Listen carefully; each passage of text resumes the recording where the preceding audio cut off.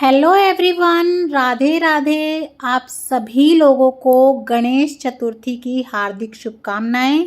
और आज की इस वीडियो में मैं आप लोगों के साथ शेयर करने वाली हूं कि आप गणपति स्थापना कैसे कर सकते हैं।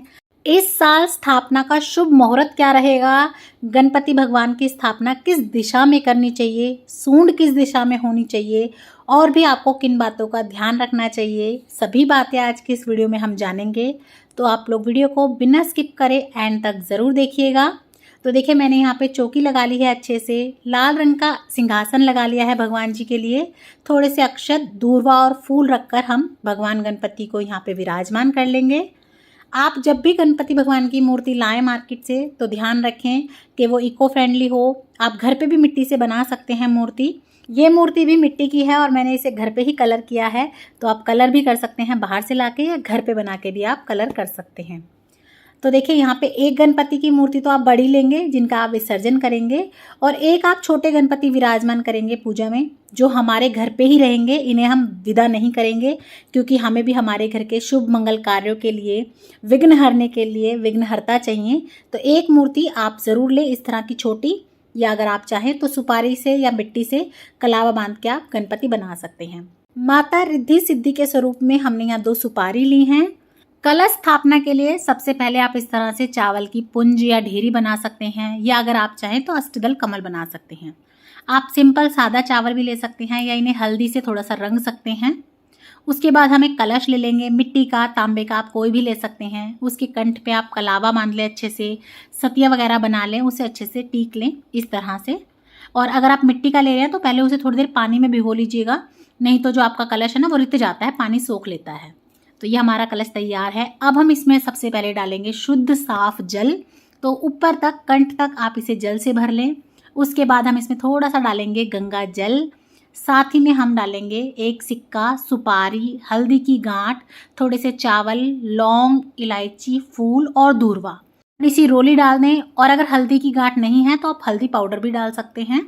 तो इस तरह से हम हमारे कलश में सभी चीज़ें डाल देंगे। उसके बाद हम पत्ते लगाएंगे। तो पल्लव के लिए आप यहाँ पे आम के पत्ते ले सकते हैं, या फिर अशोक के ले सकते हैं, या पान के भी ले सकते हैं।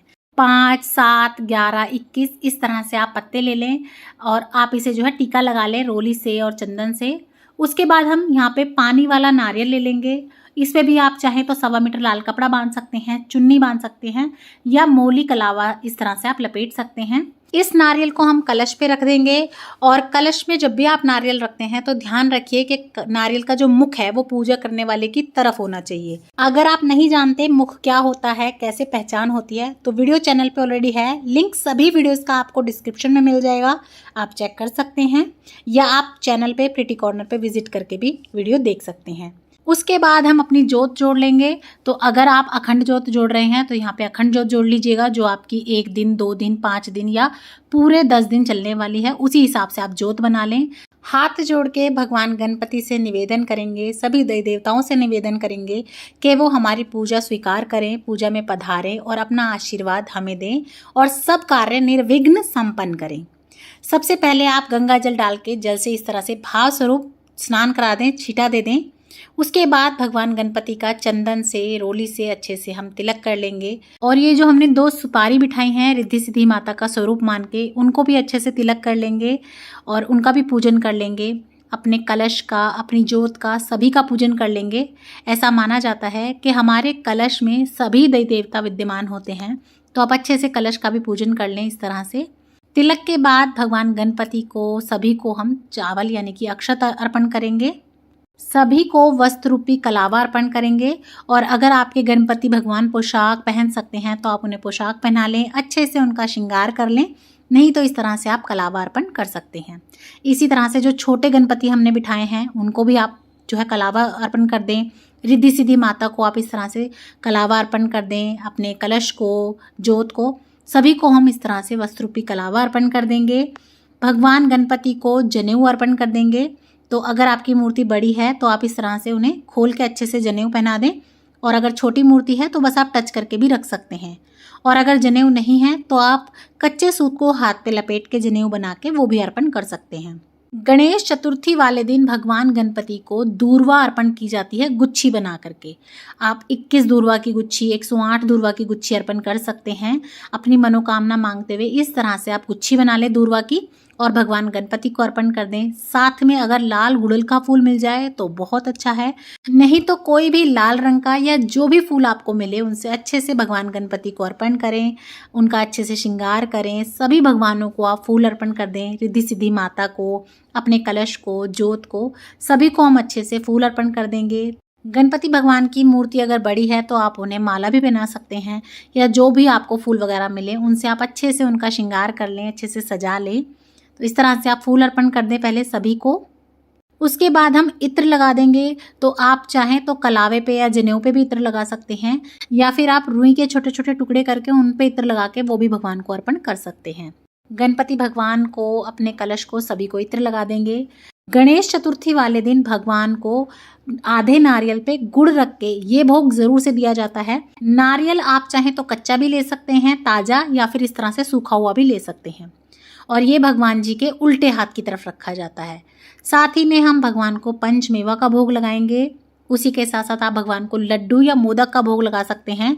भगवान गणपति को लड्डू और मोदक सबसे प्रिय होते हैं। आप इनका भोग लगा सकते हैं, या अपनी पसंद की कोई भी मिठाई का या 56 भोग का भी आप भोग लगा सकते हैं। इसी के साथ साथ आप या तो उन्हें मीठे पान का या फिर बीड़े का भोग जरूर लगाएं। लौंग, इलायची और सुपारी का भोग लगाया जाता है। आप चाहें तो इन तीनों का लगा दें, नहीं तो पान के पत्ते पे आप पताशा, लौंग, इलायची और सुपारी रख के उसका भी पान बना के अर्पण कर सकते हैं। उसके साथ साथ आप जल का भोग जरूर से लगाएं। अपनी यथाशक्ति अनुसार आप कुछ दक्षिणा जरूर से अर्पण करें। आप चाहें तो जितने दिन भगवान आपके पास रहें उतने दिन भी अर्पण कर सकते हैं, या इकट्ठी एक बार भी चढ़ा सकते हैं। कुछ फलों का भोग हम लगा देंगे। आप 5 फल, 7 फल या फिर 2 फलों का भोग लगा सकते हैं, कोई भी जो सीजनल फ्रूट हो। उसके बाद हम धूप दिखा देंगे। तो इस तरह से भगवान गणपति को, अपने कलश को इस तरह से हम धूप दिखा देंगे। उसके बाद हम यहीं पर बैठकर कथा करेंगे। गणेश चतुर्थी वाले दिन कथा सुनने का विशेष महत्व होता है। तो इस तरह से एक लोटा जल ले लें, उसके कंठ पे आप कलावा बांध लें, उसे अच्छे से तिलक कर लें, टीक लें, और यहीं पर बैठकर भगवान गणपति के आगे हम कथा सुनेंगे। कथा सुनने के लिए आप अपने सीधे हाथ में कुछ फूल ले लें, या फिर कुछ दाने ले सकते हैं आप चावल के, गेहूं के, और यहीं पर बैठकर हम कथा सुनेंगे। कथा का वीडियो अलग से चैनल पे मैं डाल दूंगी। लिंक आपको सभी चीज़ों का डिस्क्रिप्शन बॉक्स में मिल जाएगा, आप चेक कर सकते हैं, वहाँ से सुन सकते हैं। कथा सुनने के बाद ये जो आपने हाथ में दाने लिए थे, अपनी मनोकामना मांगते हुए भगवान गणपति के चरणों में इस तरह से अर्पण कर दें। थोड़े से दाने अपने लोटे में आप डाल सकते हैं। उसके बाद हम प्रेम पूर्वक आरती कर लेंगे। तो आप कपूर से आरती कर सकते हैं, या फिर आप जोत से भी कर सकते हैं। तो इस तरह से प्रेम पूर्वक हम गणपति भगवान की जय गणेश वाली आरती कर लेंगे। आप इसी के साथ साथ ओम जय जगदीश हरे वाली का आरती भी कर सकते हैं। अच्छे से आरती करने के बाद आप इस तरह से जल का छींटा दे दें। इस तरह से जो है आप अपनी आरती संपूर्ण कर सकते हैं, पूजा पूर्ण कर सकते हैं। उसके बाद हाथ जोड़ के आप क्षमा याचना कर लें।